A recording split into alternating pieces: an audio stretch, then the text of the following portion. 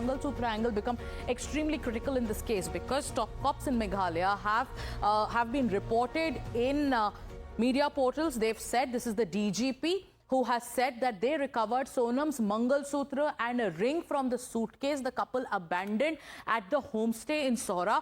And they also believe that a married woman leaving behind her ornaments, that too those ornaments, that symbolize a married woman's, after her wedding, the ornaments that are given to us, if she leaves that behind, that made them suspicious about Sonam's intentions. Going back to Shivani. Shivani, you were telling us about the Mangalsutra angle in this case, how it became important in this very case. What else have sources told you with regards to what else was left behind? What did this suitcase have?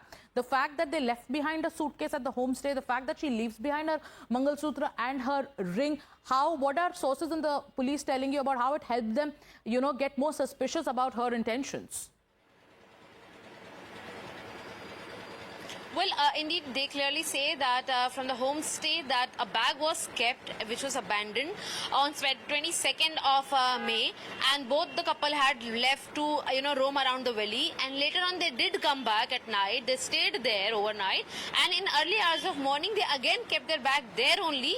And they told the homestay owners and managers that they will be going and hiking a valley, and henceforth they can't carry their luggage. They will keep it here and later come to check it out. But later, both of them did not return. But there are also some eyewitnesses. Those indicated that the couple had stayed here, had roamed around in the area, and that is when the bag was found.